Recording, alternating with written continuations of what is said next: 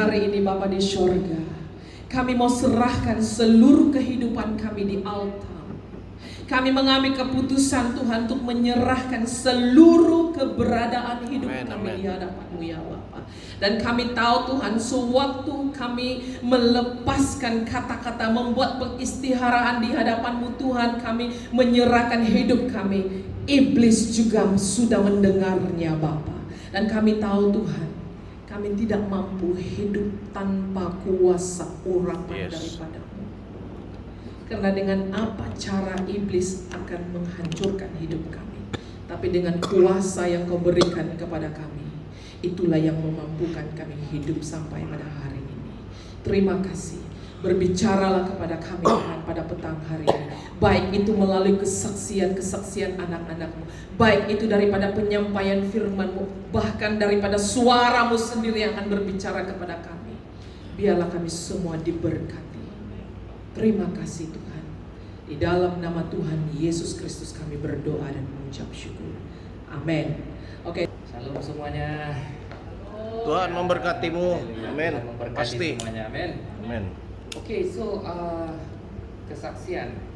Saya pun secara spontan ini tidak ada persediaan, tapi segala kesaksian yang kita share adalah untuk kemuliaan nama Tuhan. Amin, amin, amin, amin. Oke, so dia bermula daripada Pastor Sekina. Oke, dia bersama tim dia, pelayanannya datang ke Johor ya, khususnya untuk melayani tim kita ya di Eco Palladium. Oke, di situ ya memang ketika itu saya memang agak bergumul lah dalam apa nama dia tu, dalam trading business tu semua tu. Oke, di mana saya loss banyak $500,000 ya, bukan ringgit. Oke, agak berat, agak memang pedih lah. Oke, so apa yang terjadi ketika dibuatkan oleh Pastor Shekina pada masa itu ya, dikatakan just let go. Oke, Tuhan katakan apa? Dia katakan apa yang diambil daripada kamu itu adalah cuma sekecil ini saja, kurang daripada 1%, maka kamu akan diberi berlipat kali ganda daripada itu. Jadi secara saya secara apa nama dia tu, secara physically, secara mentally apa semua tu dipulihkan kembali ya, dipulihkan kembali dan semangat kembali. And then masa tu wife saya mesej saya, okay, bagilah apa nama dia tu, love gift kepada Pastor Sekina. And then masa tu saya tergerak juga, jadi saya mesej sister masa tu, ada cash kan kamu? Masa tu macam biasa saya selalu tidak bawa cash dalam dompet saya. Okay, masa tu sister pun mesej saya juga, saya tidak ada juga, belum withdraw lagi. And then saya terus pergi kepada si Jess, kamu ada cash kan dekat sini, so ataupun mana-mana ATM machine lah, so yang berdekatan supaya saya boleh buat withdrawal untuk bagi love gift. And then ada cakap, okay, saya transferkan duit kepada dia. And then sejumlah wang yang ada dimasukkan di dalam envelope. Kemudian saya memberkati Pastor Shekina ya dengan love gift. And then so apa yang memberkati ya lewat daripada masa tu hari Sabtu ya. Jadi mereka pulang masa tu, dan hari Ahad itu mereka ada ibadah di tempat mereka ya, beribadah di tempat mereka. Dan after that ia menjadi satu kesaksian lah ya. Okay, Tuhan menggerakkan hati wife saya untuk saya bertindak atau memberi love gift. Actually Pastor Shekina dan tim datang ke JB memang dengan hati yang apa orang cakap tu, rela ya, untuk datang tanpa melihat poket masing-masing. So apa yang terjadi? Kesaksian Pastor Shekina masa tu di hari Ahad itu, dia katakan ketika setibanya kami di JB, ya, masa tu lunch tu okey, puji Tuhan, Sis Jess memberkati kami dengan lunch, bukan nasi lemak yang sedap dan sebagainya. And then ketika kami pulang, saya sudah mula terfikir, ya, bagaimana kami mau sampai ni, kereta pun minyak sudah separuh. Ya, kalau mau sampai di KL tu memang tidak sampai lah ini. Dari mana mau kumpul duit kan untuk dapatkan untuk sampai ke KL. And then dia masa tu di kebaktian mereka dia saksikan tiba-tiba ada jemaat di JB. Dia katakan apa? Ketika kami melayani dia, orang ini pun baru saja orang cakap dalam perniagaan dia, dalam bisnes dia baru kerugian $500,000 US. Okay? Tapi dia masih juga memberi love gift kepada kami, tim kami. Dia cakap, wah, dia cakap kami sangat diberkati ya lewat ini. Ya, saya sangat tersentuh juga lah sebab dapat sempat memberkati ataupun dapat memberkati Pastor Shekinah mereka. Dan ketika mereka sudah sampai di area di mana tu, Seremban, mereka buka lah envelope-nya. Wah, lebih dari cukup, puji Tuhan. Haleluya. Isi minyak boleh sampai ke tempat di KL lah, tempat asal di gereja mereka.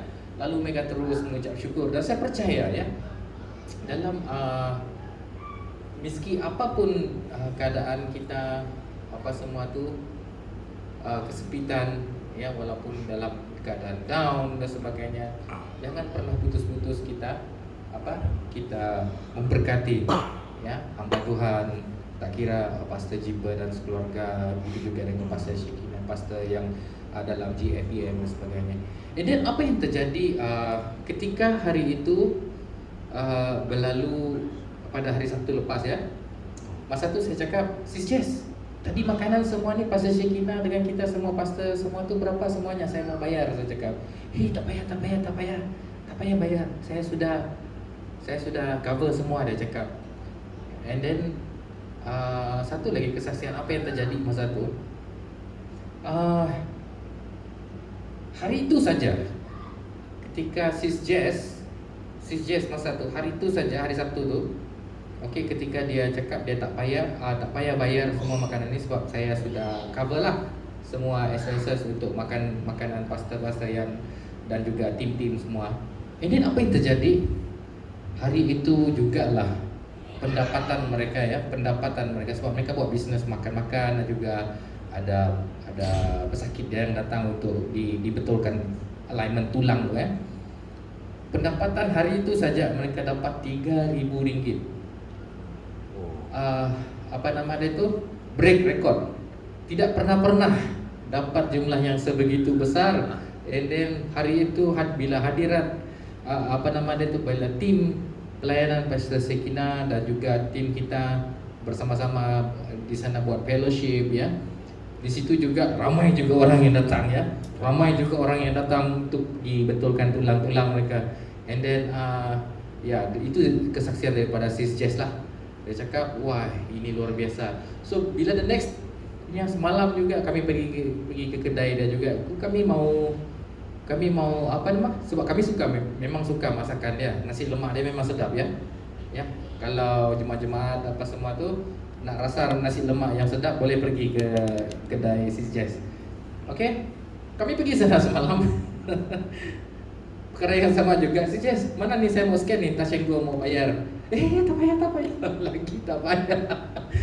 So kami juga turut diberkati lah, ya, lewat bisnes nasi lemak, makanan Sis Jess. At the same time, dia juga mengharapkan kita juga untuk mendoakan bisnes mereka dan sebagainya. Ya, give and take lah semuanya. The more you give, the more you get. Ya, itu saja kesaksian daripada saya. Alright, Tuhan berkati. Haleluya. Kemuliaan bagi Tuhan. Haleluya. Kesaksian kedua dari Stephanie.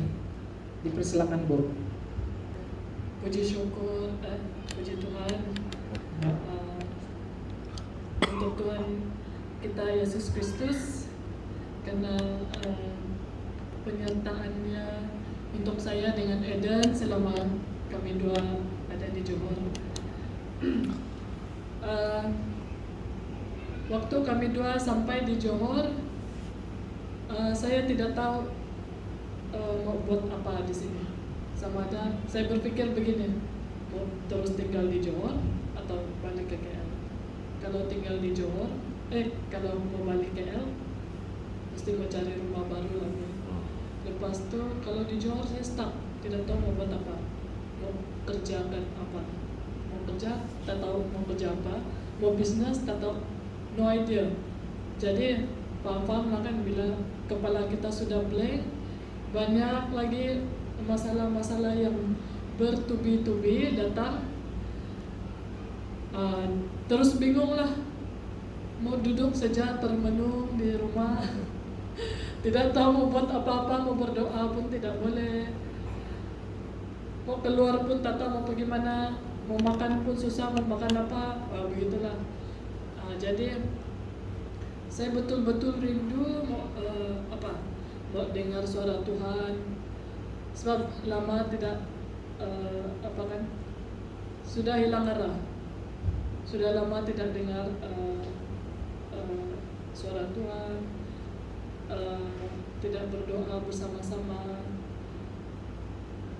Rindu yang begitulah, mau berdoa bersama-sama. Jadi sebenarnya saya plan sudah nekat dalam hati saya.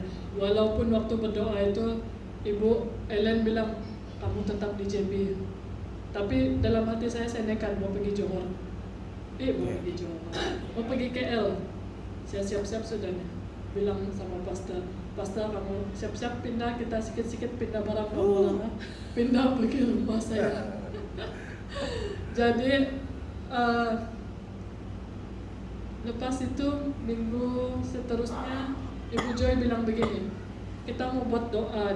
Saya ingat di gereja doa tuh ada pastor Sekina datang. Oke lah, ini untuk semua yang terlibat dengan ESJ kan. Saya ikut sajalah, saya tidak expect yang ada nubuatan untuk saya, ada apa-apa yang disampaikan untuk saya. Tengah bingung ya. Lepas itu saya join. Dan lepas Pastor Sekina berdoa untuk LDGB, bernubuat untuk LDGB, saya pun tak expect Pastor Sekina akan mendoakan saya, menyampaikan sesuatu dengan saya. Lepas itu bila dia sudah selesai dengan LDGB, dia bilang mau mendoakan saya. Nah, dari situ dia bernubuat untuk saya. Lepas itu bila dia sebab sebelum itu saya memang bingung, stres, sebab fikir saya punya anak, mau dekat dengan saya punya anak. Bila dia kata surrender saya punya anak, macam satu batu yang berat keluar dari dada saya. Saya lega masa itu, sudah ringan, rasa ringan. Puji Tuhan, yang akhirnya saya sudah tahu apa yang Tuhan katakan untuk hidup saya. Saya sudah ada idea kembali cergas dan semangat. And then waktu sepanjang duduk lepas Pastor Sekina bernubuat, tiba-tiba hati saya tergerak begini. Saya lihat handbag saya, bagi handbag dengan Pastor Joy. Kenapa itu tiba-tiba handbag? Hilang tajuk. Handbag keluar lagi, saya bingung, diam-diam mau bagi handbag dengan Pastor Joy.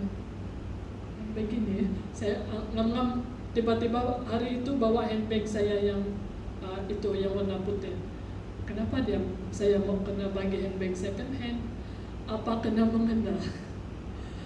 Lepas itu berapa hari lepas itu kan kami dua chat. Saya tak mau bagi tahu Pastor Joy lagi lah, mau confirmation apa non. Lepas tu bila kami dua chat, keluar tajuk handbag lagi. Lepas itu memang saya confirm lah ini bagi itu handbag, tapi bukan handbag yang saya bawa hari itu, tapi handbag yang termahal saya ada. bagi itulah, walaupun berat hati bagi sajalah. Tak tahu kenapa handbag. Haleluya. And then kebetulan saya ada masalah pasal rumah saya yang di Miri. Sudah lama lah kes tu, dari tahun lepas tak settle sebab rumah tu pernah kena caveat tak jadi dijual. Jadi orang pembeli yang dulu itu dia caveatkan rumah itu, jadi saya susah untuk jual dengan orang lain sebab masih nama dia. Untuk keluarkan caveat itu dari nama dia, saya kena bayar dia duit 29.000 lebih.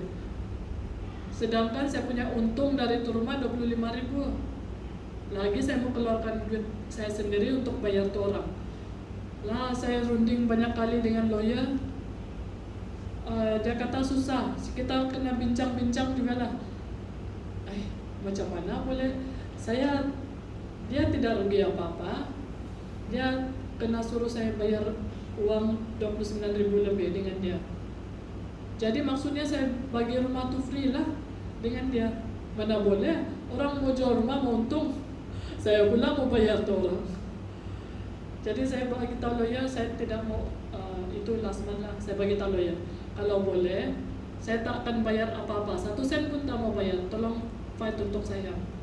Tiba-tiba hari itu sebelum Pastor Segina datang tu, dia kata saya cuba fight lagi untuk kasih kurangkan caveat tu. Kalau boleh fight sampai kosong lah, tak payah bayar apa-apa. Lepas saya bagi bag, a few days lepas saya bagi handbag dengan Pastor Joy, lawyer bagi tahu, sudah nego sampai 5.000, dari 29.000 lebih ke 5.000. Wah, puji Tuhan. Saya benar-benar betul-betul happy lah sebab masih ada untung saya dapat. Saya bagi tahu lawyer. Jadi saya punya untung tu tidak lah dengan tu bayaran. Saya tak dapat duit apa-apa pun. Okey, saya bilang yang penting saya tidak keluarkan duit saya sendiri untuk bayar. Ya, terlepas satu masalah. 2. Walaupun banyak masalah lagi yang akan datang, besar sebenarnya masalah saya. Tapi puji Tuhan, kita ada Tuhan. Amin. Ya, itu saja. Amin. Haleluya. Pasti yang penting spa. Saya tidak tahu kamu ya, tapi kalau saya dengar kesaksian seperti ini itu sangat-sangat membangun iman saya. Ya, yang macam Elder Jimmy, dia digerakkan hati dia ya melalui Sis Jas, karena mereka ini sepasukan ya. Sis Jas dengan Elder Jimmy itu sepasukan. Saya masih ingat lagi nubuatan Pastor Sam yang sebelum ini bahwa mereka dua suami istri ini selalu sama-sama. Dan biasanya yang menggerakkan tuh istri dia katakan begitu.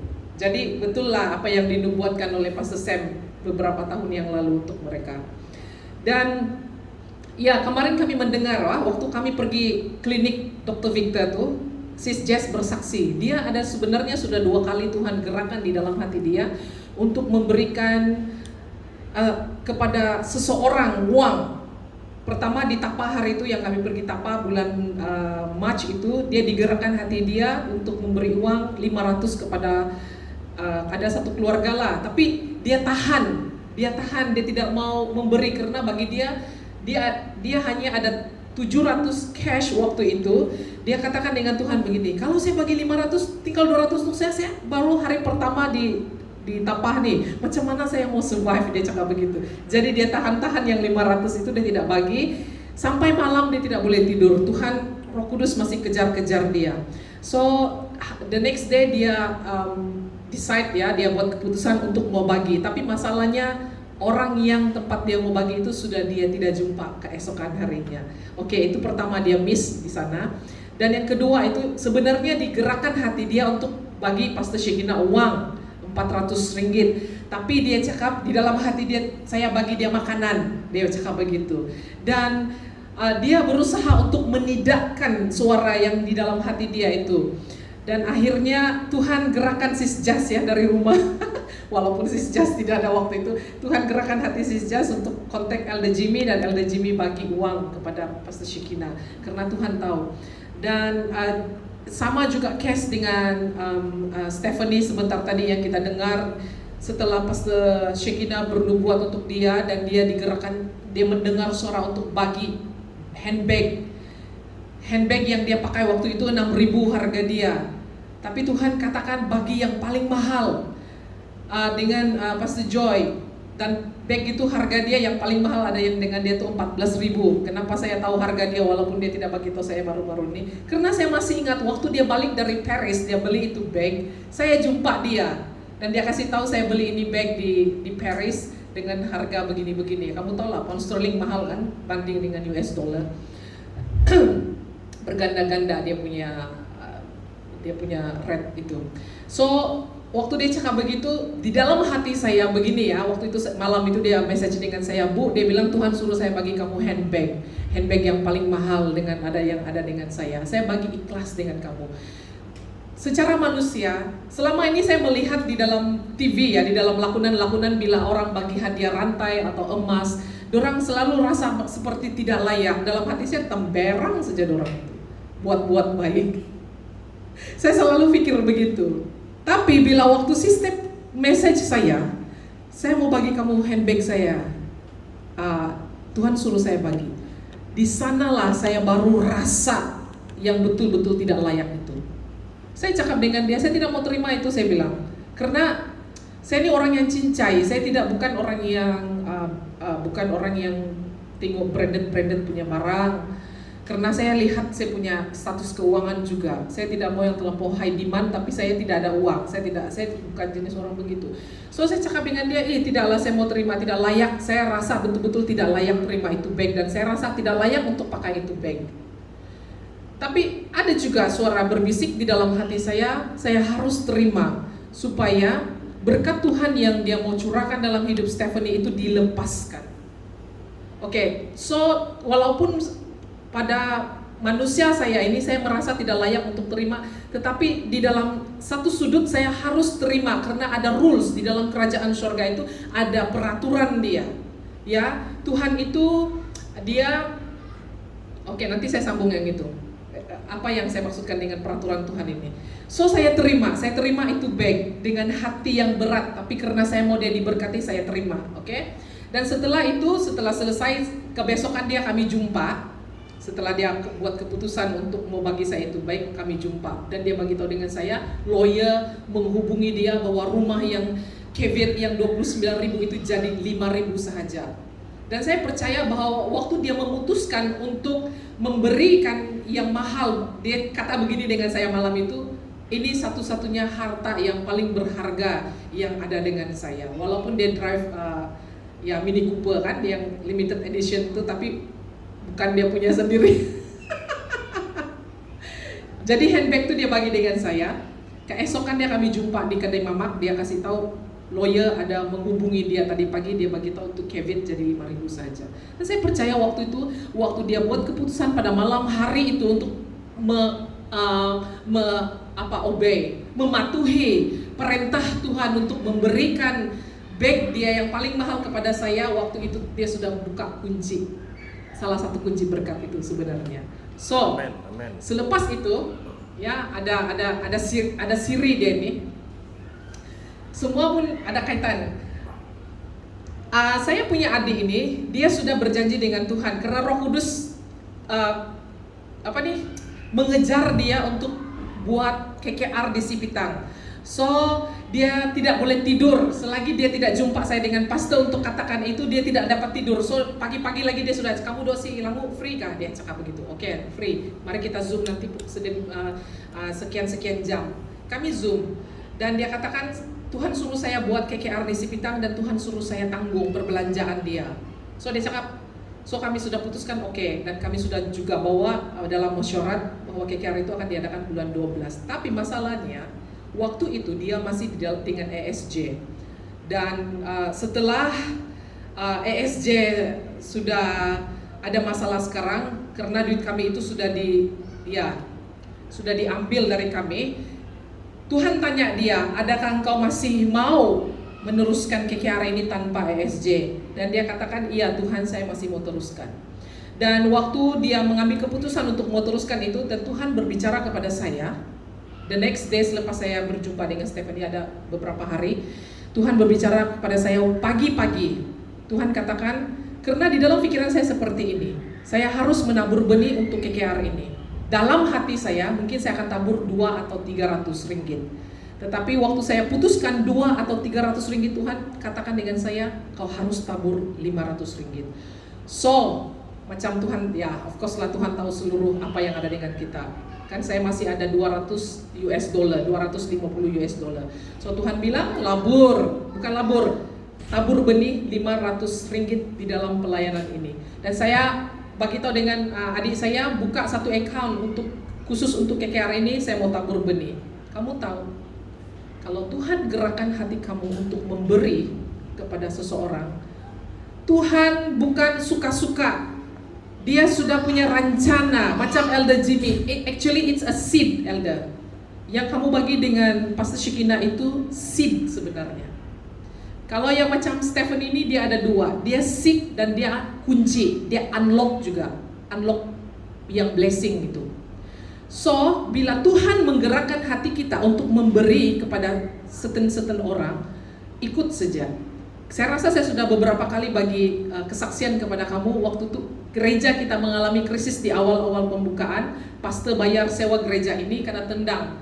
Bank telepon pastor, uang tidak cukup di dalam account. Hampir 1.000 dalam 900 lebih. Jadi di dalam tangan saya waktu itu ada cash 1.000 untuk belanja kami, keluarga kami untuk 1 bulan. Dan Tuhan katakan dengan saya, beri semua uang kamu itu di dalam account gereja. Dan jangan pernah tuntut balik dengan saya, kata Tuhan. Saya patuh, kalau bab uang saya patuh dengan Tuhan. Saya tidak pernah, Tuhan betul kah? Hati saya ini betul kan nih? Atau saya punya perasaan saja? No, kalau bab uang, kalau Tuhan gerakan hati saya akan terus. Itu saya tidak question dengan Tuhan bab keuangan. Kamu tahu apa yang terjadi kan? Saya rasa saya sudah banyak kali kesaksian ini. The next year, selepas saya menabur itu uang 1.000, saya tidak pernah minta balik. Saya cakap dengan Pastor Jipa, walaupun gereja ada duit nanti saya tidak mau kasih keluar 1.000 saya itu dari account gereja karena Tuhan tidak suruh.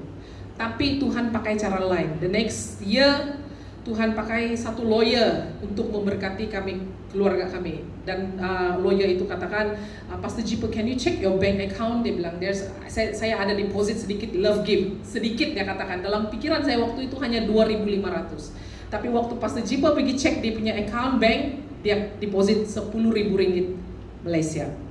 So, itu yang Tuhan kerjakan. Apa yang Tuhan minta dari kita sebenarnya itu cara Tuhan mau memberkati. Betul, keselamatan, kesembuhan tanpa syarat.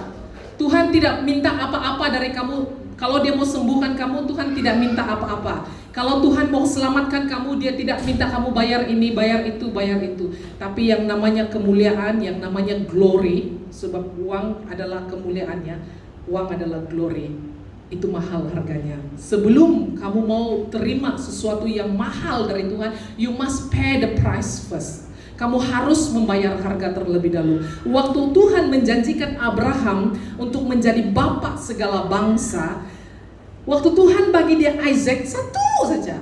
Tapi sebelum dia bagi Isaac, dia katakan dengan Abraham, dia akan menjadikan Abraham bapak segala bangsa. Kalau bapak segala bangsa, dasmin anak dia banyak. Tapi dia hanya bagi satu. Yang satu itu pun dia minta juga untuk dibunuh. Tapi waktu Tuhan melihat kerelaan hati Abraham untuk memberikan anaknya yang satu itu, Tuhan bagi dia segala bangsa. Sehingga dia mendapat gelaran Bapak segala bangsa. Oke? Kalau kamu mau diberkati secara material, kamu harus bayar harga. Berapa harga yang sudah kamu bayar hari ini? Kalau Tuhan minta kamu sejumlah uang dari kamu, bukan dia sekadar suka-suka minta dari kamu. No. Sebenarnya Tuhan ada planning di hadapan bahwa dia mau memberkati kamu. Oke, kalau hari ini Tuhan gerakan hati kamu, kamu tidak jadi bagi, kamu tidak beri apa yang Tuhan minta, Tuhan akan mungkin di masa hadapan dia akan minta sekali lagi. Dia akan terus latih kita karena kita ini anak-anak dia. Cara dia mau memberkati kita itu kita harus bayar harga dulu.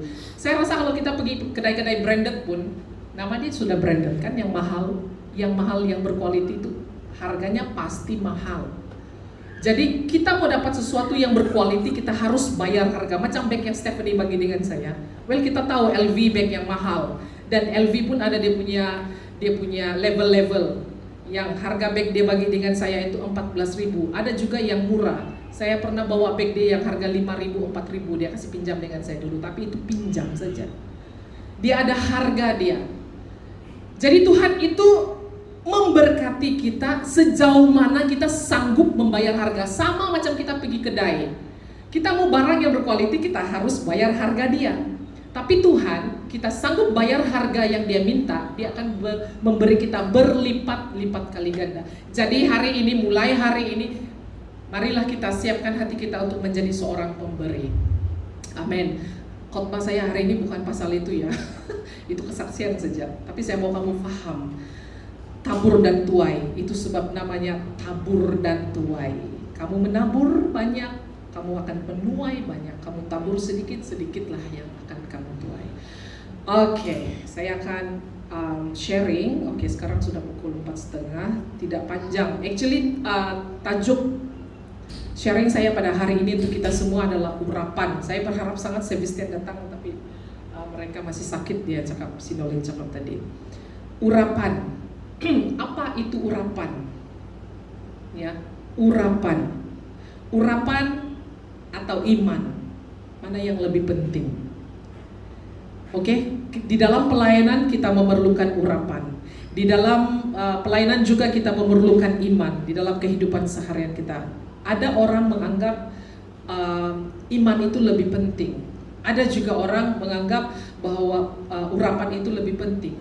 Tidak. Di dalam kehidupan kekristenan kita, terlebih-lebih lagi di dalam pelayanan, urapan dan iman harus sama-sama bergerak. Oke? Tanpa urapan, engkau hanya ada punya iman, pelayanan kan mungkin jalan juga, tapi tidak ada kuasa. Oke? Sekalipun engkau ada urapan, Tuhan berikan urapan itu untuk hidup kau. Tapi kalau kau tidak punya iman untuk mengerjakan pelayanan itu pun sama juga, dia tidak akan bergerak. So, iman dan urapan dia berjalan sama-sama. Oke. Bagaimana Tuhan mengurapi Yesus? Di dalam Kisah Para Rasul pasal yang ke-10, kamu boleh buka di handphone kamu masing-masing. Sebenarnya saya mula-mula waktu saya mempersiapkan khotbah saya ini, saya mau sampai habis, tapi sekali saya siapkan rupa-rupanya panjang pula. So saya cut separuh, nanti the next baru saya share yang lain dia. Bagaimana Tuhan mengurapi Yesus? Kisah Para Rasul pasal yang ke-10 ayat yang ke-38. Saya baca di dalam terjemahan baru, yaitu tentang Yesus dari Nazaret, bagaimana Allah mengurapi dia dengan apa? Dengan Roh Kudus dan apa di sana? Apa dia tulis di sana? Kuat kuasa. Oke, sekali lagi, yaitu tentang Yesus dari Nazaret, bagaimana Allah mengurapi dia dengan Roh Kudus dan kuat kuasa. Dia yang berjalan berkeliling sambil berbuat baik dan menyembuhkan semua orang yang dikuasai iblis, sebab Allah menyertai dia. Kita mau belajar dari Yesus. Oke, di dalam Efesus pasal yang ketiga ayat 20. Di sini saya menggunakan terjemahan bahasa Borneo karena bila saya membuat rujukan di dalam terjemahan yang lain, dia lebih tepat di dalam bahasa Borneo, ya. Versi Borneo. Kepada Allah, Efesus pasal yang ketiga ayat 20. Kepada Allah yang berkuasa melakukan segala-galanya dengan limpah karunia melebihi permintaan dan sangkaan kita menurut kuasanya yang bertindak di dalam diri kita. Oke, dia macam ini. Siapa pernah nampak yang mesin yang kasih hancur barang tuh? Ada satu, saya selalu tengok di YouTube. Ada satu mesin, kamu buang kereta pun di dalam dia masih boleh hancurkan, dia boleh pusing. Saya tidak tahu kamu pernah nampak itu? Pernah nampak kah? Kan pernah nampak, saya pun pernah nampak. Sebab itu saya bawa dia punya contoh hari ini. Dia boleh pusing, dia boleh hancurkan kita masuk kereta kah, motor kah, apalagi yang barang-barang benda-benda yang macam ini. Dia boleh hancur, sangat hancur. Tapi kalau ada satu benda yang paling keras, apa yang paling keras? Steel kah tadi? Ada satu kali saya pernah nampak dorang kasih masuk macam satu bola besi, dorang kasih masuk dalam itu mesin yang penghancur itu, sampai dia bergegar. Dia tidak boleh kasih hancur itu besi, itu steel. Itu mesin jadi bergegar dan dia berhenti karena dia tidak boleh hancurkan. Nah, tapi saya tidak tahu kamu, ada lagi satu saya nampak di dalam YouTube, ada satu yang mesin tuh yang dia kasih besi tapi dia tekan. Apapun dia tekan di sana hancur jadi flat. Siapa pernah nampak itu di dalam itu? Jadi waktu dorang tes di dalam mesin yang besar yang dorang kasih masuk kereta apa semua, ada satu besi bulat. Dorang tidak dapat kasih hancur. Tapi bila dorang ambil itu besi, dorang letak di satu mesin tuh yang dia main tekan saja, dia kasih tekan saja, itu steel besi pun boleh flat, yang bola besi yang tidak dapat dihancurkan oleh mesin yang satu ini jadi flat. Kamu tahu kuasa Tuhan itu begitu. Kita ini seperti mesin itu, dia bergantung dengan pribadi kita, urapan yang ada dengan kita. Tapi kuasa Tuhan itu sangat-sangat kuasa. Besi sekalipun dia boleh kasih flat, dia boleh kasih tekan berhabis sampai jadi rata.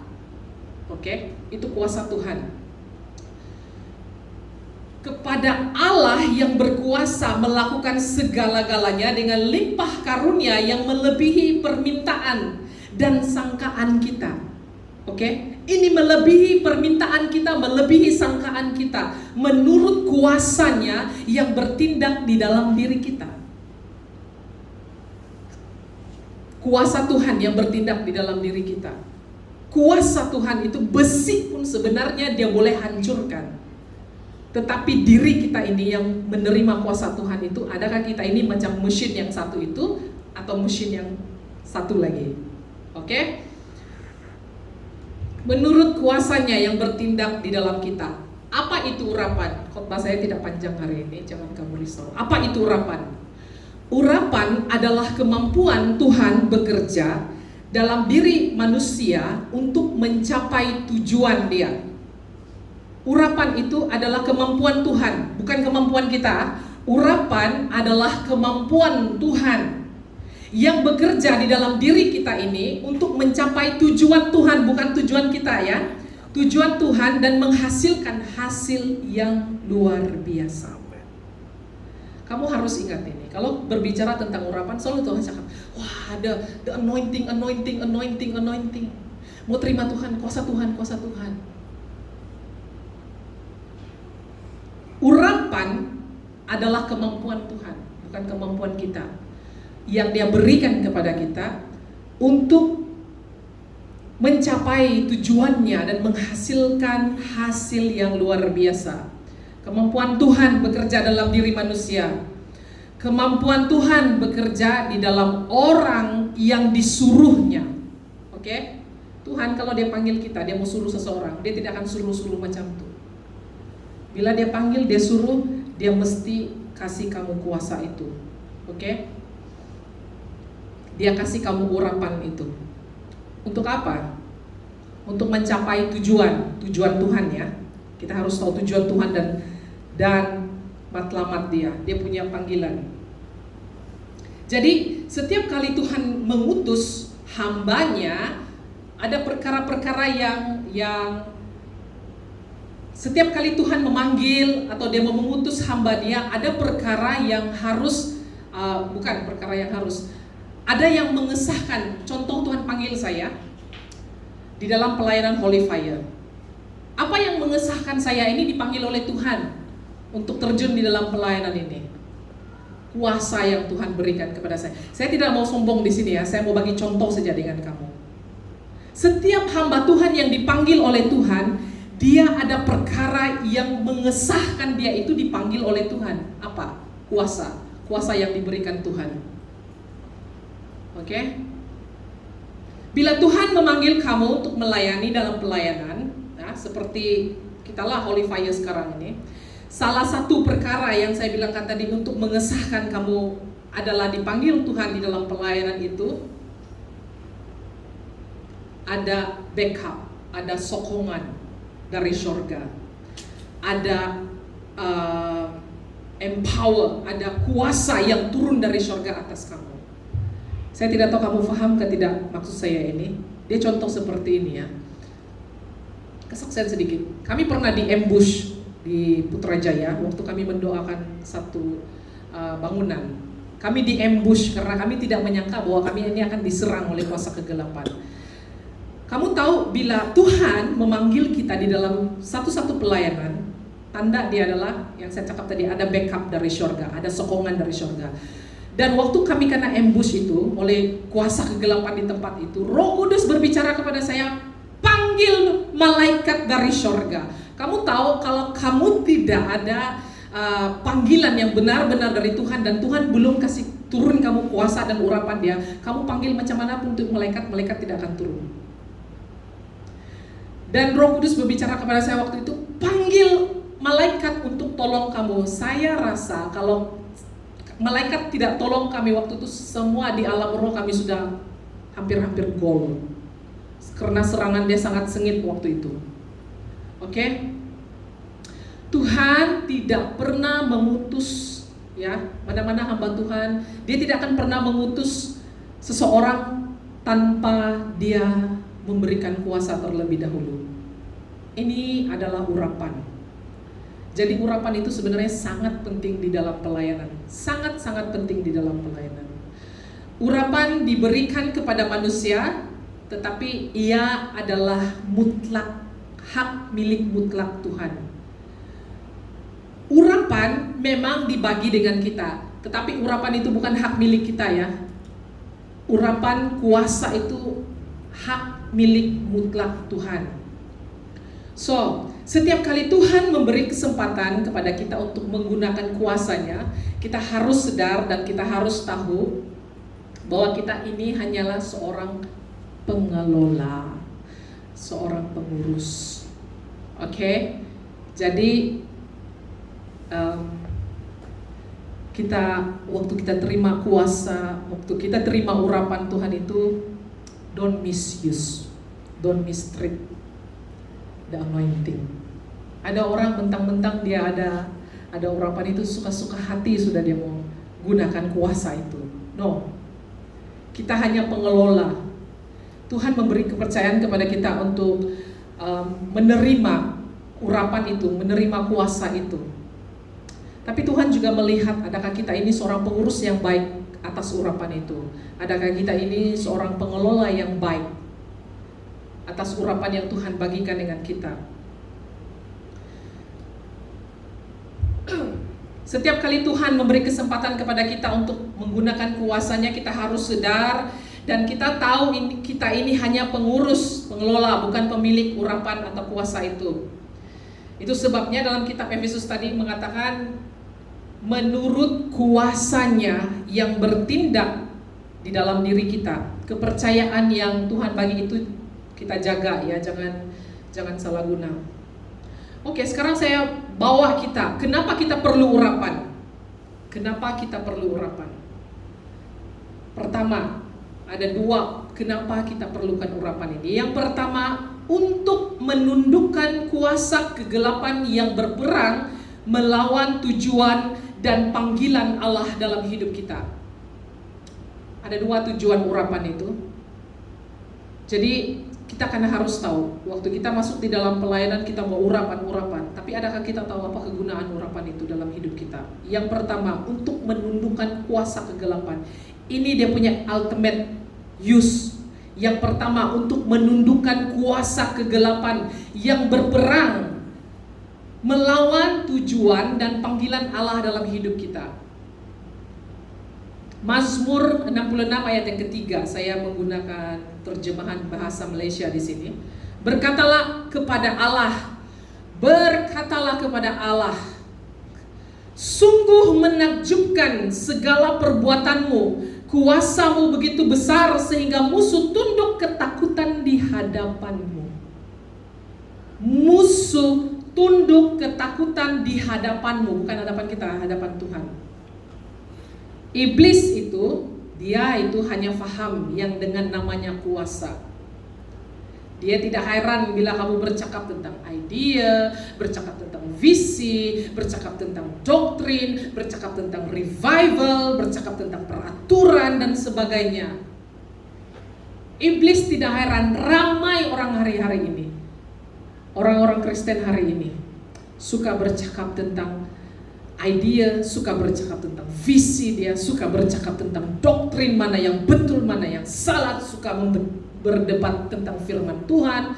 Ya, firman Tuhan bukan untuk didebat, firman Tuhan itu untuk diikuti, dijalani, bukan untuk diperdebatkan. Iblis tidak pernah takut semuanya itu waktu kita menceritakan dia. Tapi bila dia tahu yang hidup kita ini ada kuasa, nah disitulah dia mulai mengenal kita. Selagi kita ini bukan ancaman kepada iblis, iblis tidak pernah hirau dengan kehidupan kita ini. Aman-aman saja hidup kamu,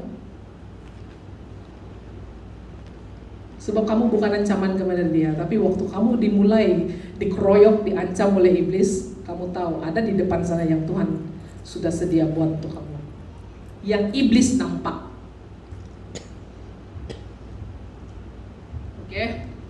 Dia betul-betul tahu yang namanya kuasa. Iblis ini dia paham satu saja, kuasa yang boleh kasih tunduk dia. Lain daripada itu, dia radu saja, dia langgar saja kau. Pedulilah kau apa, pangkat kau apa, presiden kau, dia tidak peduli semua itu. Oke?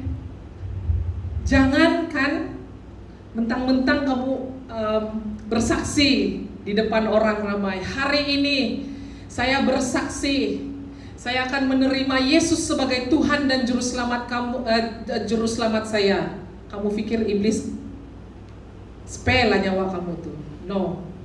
Di hari kita bersaksi, di hari kita membuat keputusan bahwa kita mau menyerahkan seluruh hidup kita di hadapan Tuhan, bukan jemaat saja yang dengar, bukan kamu saja yang dengar, tapi iblis juga di alam roh, mereka juga dengar. Nah, waktu mereka dengar, waktu mereka tahu, oh ini orang sudah buat ambil keputusan mau hidup, mau menyerahkan hidup dia, seluruh hidup dia di dalam tangan Tuhan, dan melakukan apa yang Tuhan, oke, dia bilang iblis. Setan bilang, oke, saya sudah buat penanda di sini, kau dan saya musuh. Waktu dia declare musuh, akan ada peperangan yang terjadi antara kita dan iblis. Nah, di sanalah kita kena siap-siap untuk berperang. Manusia mudah untuk dia mengeluarkan kata-kata. Seperti yang lagu yang kita nyanyi tadi, yang ku buka hati untuk jamahanmu, berserah penuh di hadiratmu. Senang untuk kita mengeluarkan kata-kata kita, kasih keluar saja macam itu tanpa ada rasa bertanggung jawab dengan apa yang kita katakan. Tapi kamu tidak tahu waktu kita mengeluarkan pengakuan-pengakuan seperti itu, iblis juga dengar dan dia sudah draw line. Well, dia bilang, kau dengan saya, wow, kita berperang. Tapi adakah kau itu diperlengkapi dengan perlengkapan perang untuk berperang dengan dia? Saya kasih tahu kamu iblis nih, kau siap tidak siap?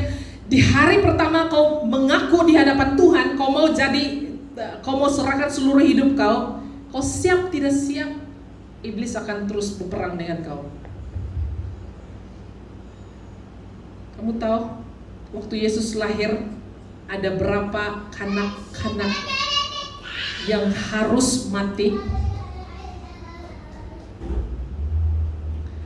Yesus lahir, ada berapa ramai ibu-ibu yang menderita kesedihan anaknya dibunuh. Dari umur 2 tahun ke bawah, semua anak laki-laki dibunuh. Kenapa? Begitulah jahatnya iblis. Karena dia tahu dengan kelahiran satu orang ini yang membawa urapan itu, dia boleh kasih selamatkan seluruh dunia. Jadi dengan apa cara pun saya mesti bunuh orang ini. Begitulah kejamnya iblis. Sama nih case ini dengan si Musa. Waktu si Musa lahir, kamu tahu kan, waktu si Musa lahir sampai mama dia kasih hanyut dia di sungai itu, kenapa? Karena Firaun mau bunuh dia. Kenapa? Karena ada tugas yang Tuhan mau mereka lakukan di hari depan. Dan dengan cara yang sama, anak-anak umur 2 tahun ke bawah habis mati dibunuh. Iblis nih, dia nekat ya. Kalau dia mau cari seorang nih, dengan apa cara satu bangsa dia bunuh pun tidak apa, yang penting dia cari kau. Karena dia tahu di masa hadapan engkau akan jadi apa. Jadi kita yang sekarang ini yang mengalami yang namanya berbagai-bagai pencobaan dan penderitaan, saya mau kamu paham dan belajar satu hal. Untuk kita mau berperang dengan iblis, kita harus ada urapan itu. Kita harus diperlengkapi dengan urapan.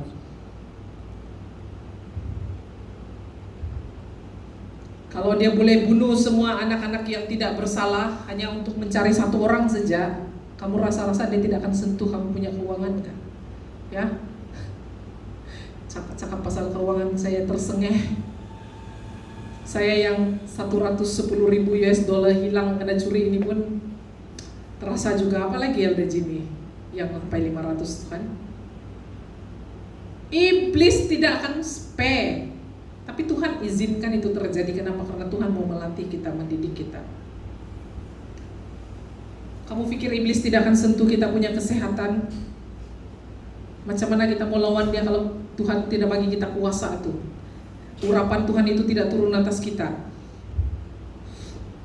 Kalau dia boleh ambil nyawa kita, diambil sudah lama. Lama sudah iblis kasih mati kita nih semua. Setan akan gunakan apa saja, dengan cara apa saja untuk lawan kita. Lawan panggilan dan tujuan Tuhan dalam hidup kita. Itu sebabnya di dalam Mazmur tadi 66 katakan, sungguh menakjubkan segala perbuatanmu, kuasamu begitu besar sehingga musuh tunduk ketakutan di hadapanmu. Selagi kita ini belum berhadapan atau ada encounter dengan Tuhan, seperti Musa, dia mengalami yang namanya apa mau panggil itu kalau dalam bahasa Melayu itu, yang burning bush itu, terbakar, semak duri berapi. Selagi kita belum ada encounter dengan semak duri berapi itu, jangan coba-coba pergi jumpa dengan Firaun. Jangan. Selagi kita belum ada encounter, ada pertemuan ilahi dengan Tuhan, ada pengalaman pribadi dengan Tuhan, si Firaun tuh bukan teman seperjuangan tuh, bukan teman main-main kita itu. Jangan buruk padanya. Iman semata-mata juga tidak cukup untuk berhadapan dengan Firaun. Saya kasih tahu dengan kamu. Berapa ramai orang hari ini yang pergi melakukan pelayanan pelepasan tanpa ada urapan dari Tuhan? Apa kejadian? Banyak saya dengar, Pastor, saya dulu pun melayani pelepasan. Saya dulu pun berdoa untuk orang yang melayani pelepasan. Tapi setelah saya mendoakan mereka, saya diserang. Bila sudah diserang, jadi takut. Tidak ada kekuatan. Dan saya tidak mau melayani lagi di bahagian pelepasan, Pastor. Kalau yang pelayanan yang ini saya minta maaf lah, Pastor. Jangan ya, jangan coba-coba. Kita yang kena makan oleh iblis, kalau kita pergi melayani tanpa urapan daripada Tuhan.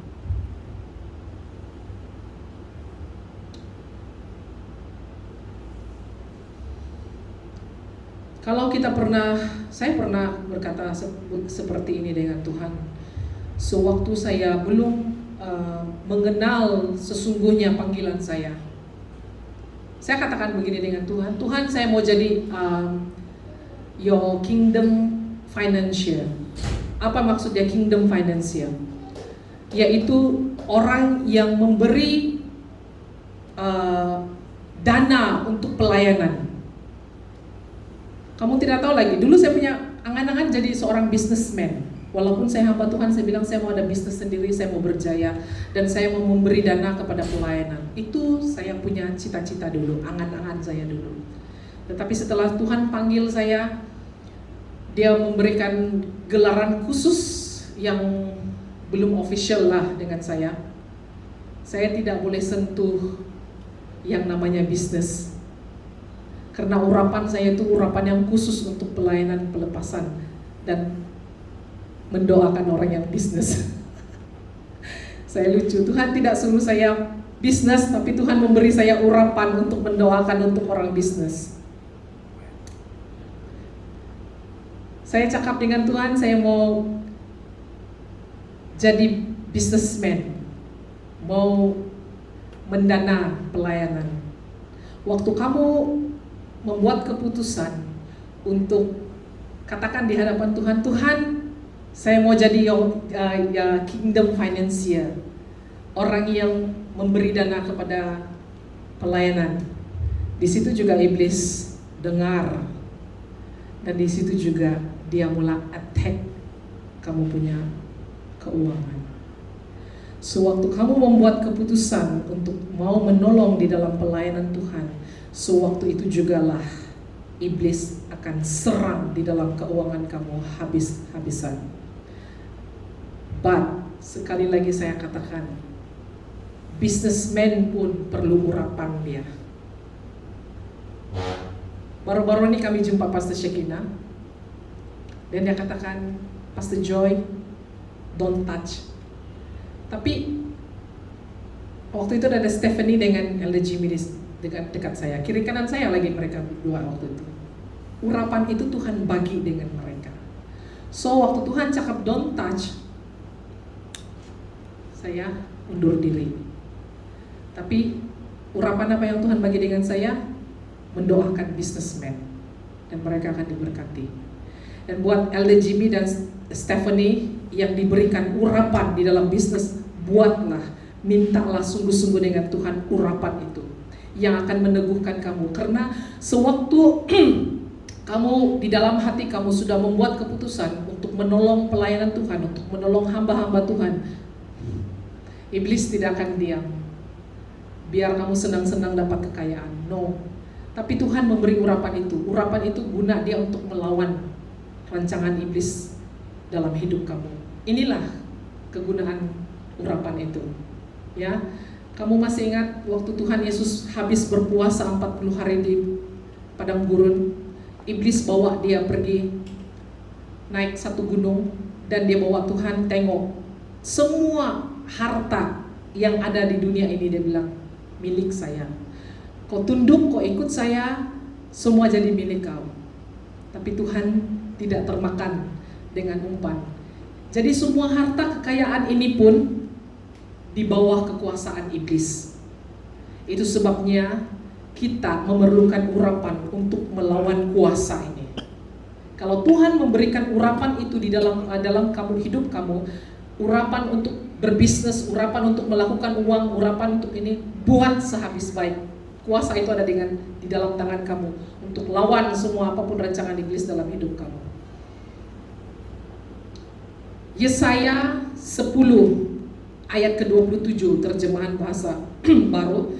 Pada waktu itu beban yang ditimpahkan mereka atas bahumu akan terbuang, dan kuk yang diletakkan mereka atas tengkukmu akan lenyap. Waktu saya baca ini ayat, saya terus teringat kesaksian Stephanie. Ya, karena dia bersaksi sebelum ini dengan saya. Ayat ini katakan apa? Pada waktu itu beban yang ditimpakan mereka atas bahumu akan terbuang, dan kuk yang diletakkan mereka atas tengkukmu akan lenyap. Setelah Pastor Shekinah bernubuat untuk Stephanie, dan dia katakan ada urapan Tuhan turun atasmu, dan dia merasakan ada seperti satu beban yang berat keluar dari dalam diri dia, yang selama ini dia rasa berat, layu. Ada satu kali yang awal-awal Stephanie datang di sini, Pastor ada berdoa dan Pastor melihat Stephanie di dalam penglihatan. Keadaan Stephanie sangat lemah, sudah layu, tapi dia masih berjalan, tapi dia sangat lelah. Dan dia tidak tahu tujuan hidup dia. Tapi waktu kuasa Tuhan, urapan Tuhan turun atas dia, urapan itu berkuasa untuk menghancurkan segala segala beban yang menghimpit hidup dia selama ini. Dan dia sendiri bersaksi dengan saya mulai bersemangat, saya melihat, saya tahu perjalanan hidup saya, masa depan, apa yang saya perlu buat, saya sudah tahu apa yang di depan saya. Itulah kuasa urapan itu. Dia menghancurkan dia menghancurkan beban yang menghimpit hidup kita selama ini.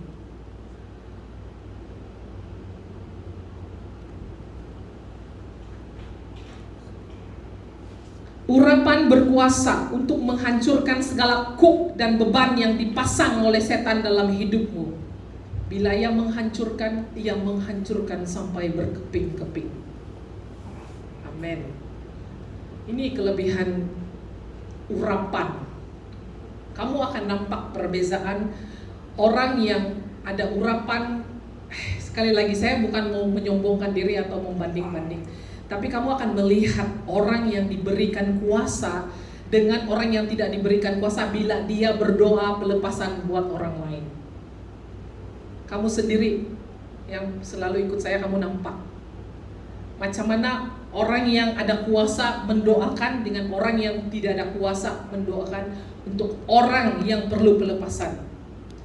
Dan kuasa yang telah diberikan Tuhan dalam hidup kita, bila kita melakukannya, mengerjakannya, kuasa beban yang diletakkan oleh iblis itu akan hancur, pecah, dia berkeping-keping.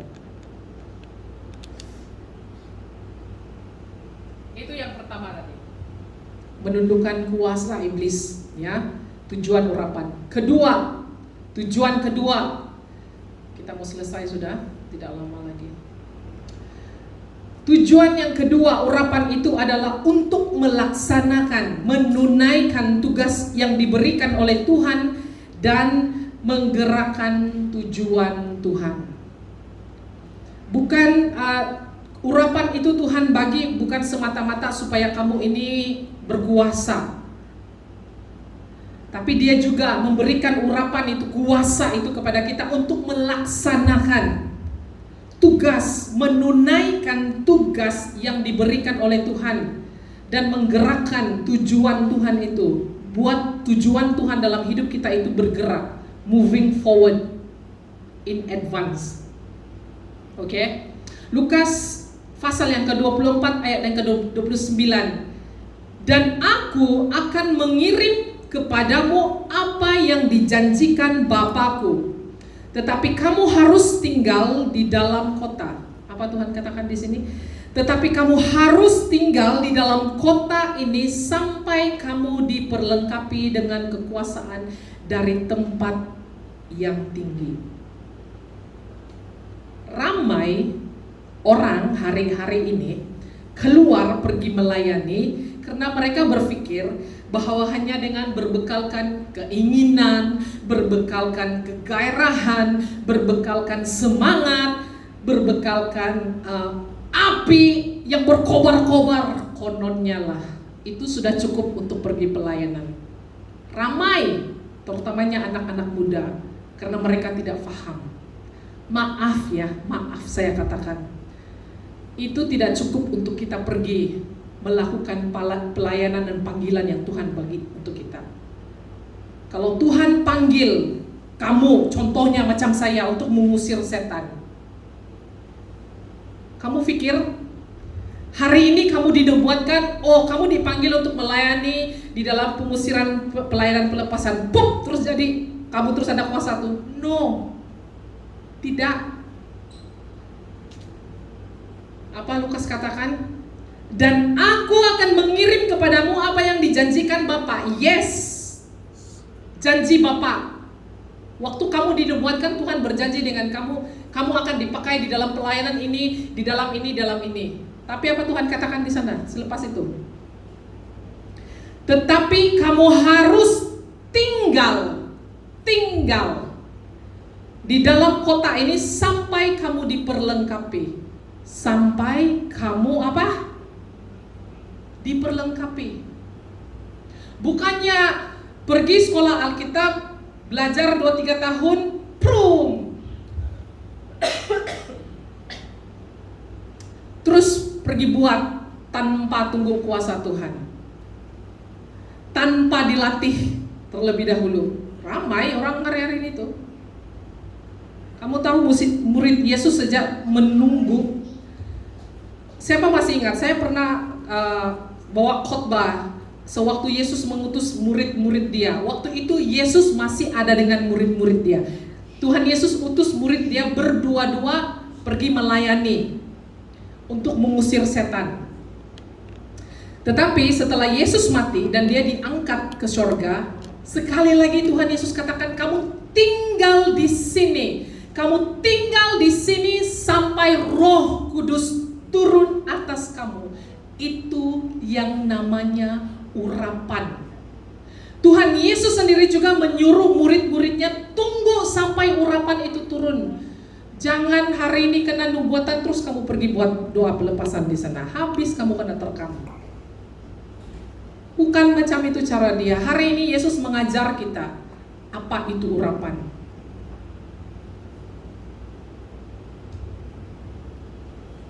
Yesus punya murid-murid itu sudah buat praktikal tuh. Tuhan pun sudah bagi dorang, kasih nampak dorang kan. Sampai waktu dorang balik, wah dorang kasih cerita dengan Yesus. Wah kami bersuka cita, wah kami gembira karena iblis-iblis itu tunduk. Apa Tuhan Yesus katakan?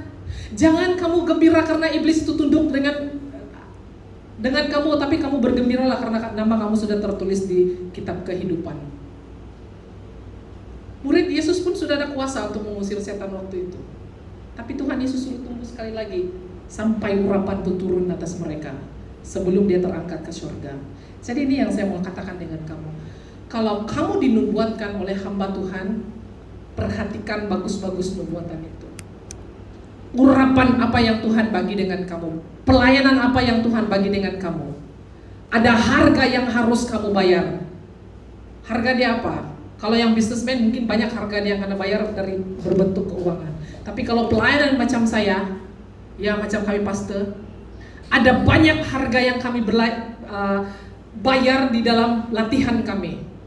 Bukan hari ini kau kena nubuat terus besok-besok kau boleh usir setan. No, tidak. Tuhan Yesus saja, saya bagi contoh lagi ya. Tuhan Yesus saja, kamu tahu dia hidup 30 tahun. Dia hidup 30 tahun tanpa buat apa-apa. Dia hanya dilatih di bait suci. Dia sendiri pun tunggu sampai kuasa Tuhan datang atas dia. Dia kasih settle dalam